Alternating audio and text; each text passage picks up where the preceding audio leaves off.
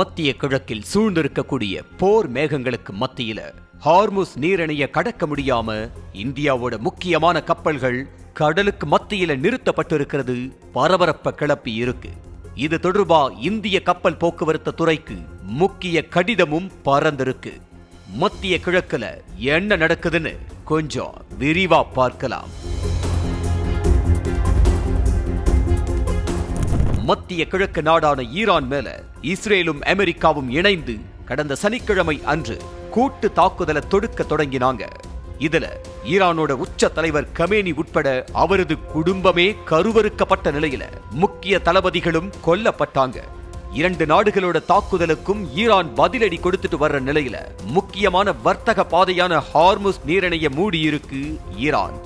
மத்திய கிழக்குல வர்த்தகத்தோட இதயமா பார்க்கப்படுற இந்த நீரிணை சர்வதேச அளவுல ரொம்பவே முக்கியத்துவம் வாய்ந்த பகுதியா இருக்கு.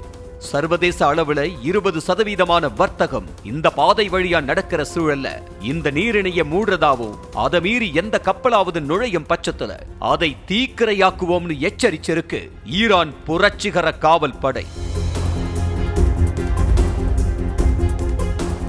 இப்படியான சூழல்ல தான் இந்தியாவோட கொடிய தாங்கின 27க்கும் மேற்பட்ட கப்பல்கள் கடல்ல நிறுத்தப்பட்டிருக்கிறதாவும் வர்த்தகத்துக்காக அந்த கப்பல்கள் ஹார்முஸ் நீரிணைய கடக்க காத்திருக்கிறதாவும் தகவல் வெளியாகி இருக்கு.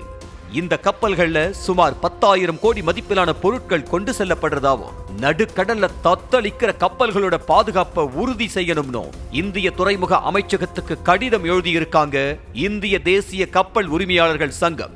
இந்தியாவுக்கு சம்பந்தமான ஏற்றுமதி மற்றும் இறக்குமதி சார்ந்த கப்பல்கள் மத்திய கிழக்கு மற்றும் பல்வேறு நாடுகளோட துறைமுகங்கள்ல நிறுத்தி வைக்கப்பட்டிருக்கிற நிலையில பல்லாயிரம் கோடி ரூபாயிலான வர்த்தகம் சிக்கல்ல இருக்கிறதா சொல்லப்படுது. குறிப்பா ஹார்முஸ் நீரிணைய கடக்க காத்திருக்கிற 27 கப்பல்களோட பாதுகாப்பை உறுதி செய்யணும்னு கோரிக்கை விடுக்கப்பட்டிருக்கு. தற்போதைய சூழல்ல இந்தியாவோட எண்ணெய் தேவையில 40 முதல் 50% கச்சா எண்ணெய் ஹார்முஸ் நீரிணைய கடந்து வரக்கூடிய சூழல்ல அது மூடப்பட்டிருக்கிறது பரபரப்ப கிளப்பி இருக்கு. அடுத்த 25 நாட்களுக்கு தேவையான எண்ணெய் இருப்பு இந்தியா வசம் இருந்தாலும் நீண்ட நாட்களுக்கு போர் சூழல் தொடர்ந்தா நிச்சயமா எண்ணெய் விலையில பெரிய தாக்கம் இருக்கும்னு எச்சரிக்கிறாங்க நிபுணர்கள். செய்திகளை உடனுக்குடனும் துல்லியமாகவும் தெரிந்து கொள்ள சப்ஸ்கிரைப் பண்ணுங்க.